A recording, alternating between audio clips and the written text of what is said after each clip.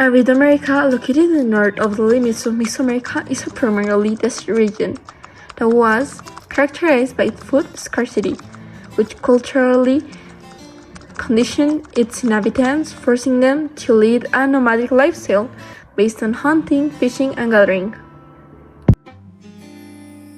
The arid American region was characterized by the most rude and difficult of all, due to its climatic conditions and absence of large rivers to channel or take advantage of, which made agriculture almost impossible. Hence its name, a combination of arid and America, always used from a general and panoramic point of view, given that the arid American people never constitute a unified culture.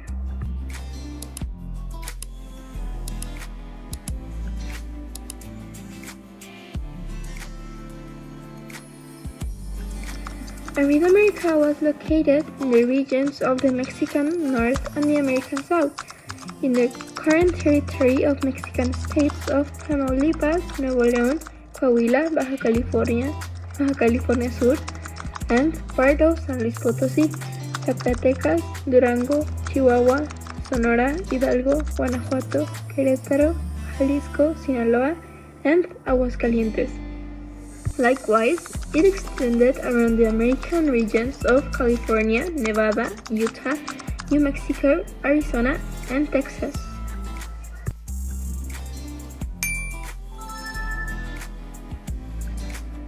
Characteristics of Aridamerica: a dry climate with little rainfall, without large rivers that would allow irrigation of the land, and therefore very few margins for agriculture. The summer was hot and the winter was cold. Little varied topography with large plains and mountains and little biodiversity. Its inhabitants were nomadic or semi-nomadic with temporary or subsistence agriculture, at the best and predominance of hunting, gathering, and occasional fishing as economic activities. Their homes were mostly caves and they developed lithic and wooden tools. Unlike the Aridamerica region, determined by drought and difficult life, the region called Oasis America used the presence of large rivers such as the Yaqui, the Bravo, or the Colorado to sustain a friendlier model of life. The geography and climate of this cultured region of Mexico was fundamental for the development of the great pre-Hispanic civilizations, since it included tropical jungles, temperate forests, and snow-capped peaks. In addition to abundant water and food, this region covered a large part of Mexico and Central America. In Mexico, from the south of Sinaloa, Nayarit, Puebla, and Oaxaca to the new states, and Central America, Guatemala, Belize, El Salvador, and part of Honduras.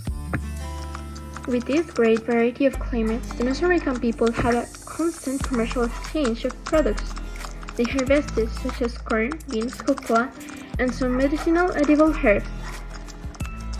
It is for the reason that the majority of the pre-Hispanic people shared a similarity ideological and political. In this region, the Mayan culture, the Olmec, and Mexica, among many others, flourished. Unlike Mesoamerica, Aridamerica did not house civilizations of great majesty, most likely due to its dry climate and little rain. Even so, there were human groups or tribes that lived a nomadic or semi-nomadic life. This cultural region encompassed the current states of Coahuila, Durango, Nuevo León, among other states in the northern Mexico. The inhabitants of Aridamerica were dedicated to collecting fruits and hunting, although in the rainy season, they took advantage of the opportunity to cultivate crops, this practice being more common in the area called Oasis America, where the climate was more benign and allowed the settlement of permanent populations, although not the same splendor of the Mesoamerican cultures. The way of life throughout Greater Chichimeca did not vary so much from one group to other.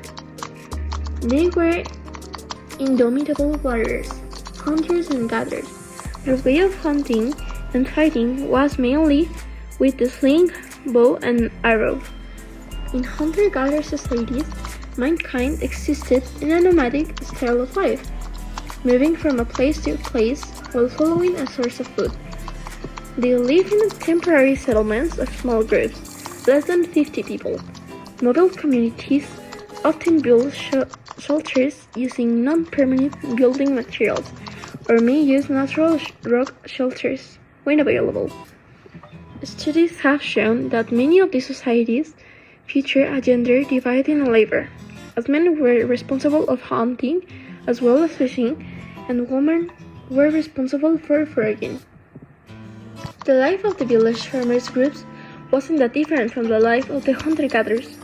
Even though, in the most fertile zones of the valleys of the rivers, the land was poor and did not allow for the cultivations of corn or other plants. They complemented their diet by hunting and gathering. Then, when the rain came, they went back to the places where they used to plant.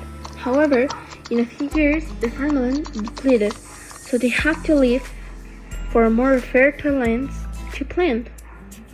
In the time that they remained close to their farms, these groups built households, which were little more permanent, but simple so that they could even rehab it then if they came back to the same place. To cover their needs, they traded with hunters and gatherers of the deserts, and also with the people of Mesoamerica and Oasis America. One of the main advantages of this lifestyle of the gatherers and hunters, as well as village farmers, was that women and men worked less than farmers, for whom the work day could be more than 10 hours a day.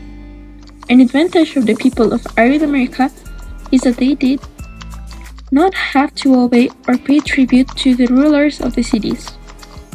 In reality, they did not have a government. Each person and each family moved with complete freedom.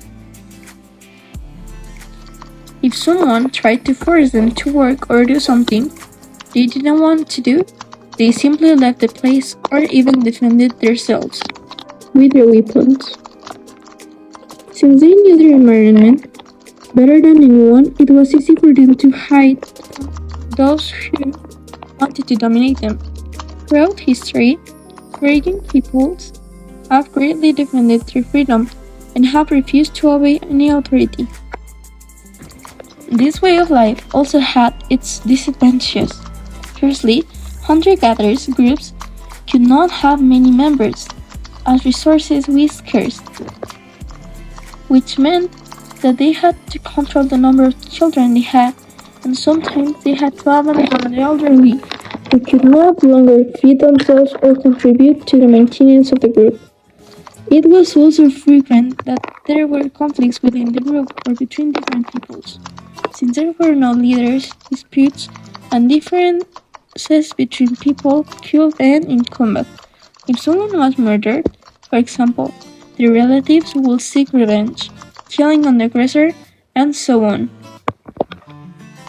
However, although it may seem contradictory, these cycles of revenge could prevent violence, because as people knew the consequences of the use of force, they prefer not to use it. Therefore, they value the ability to convince others.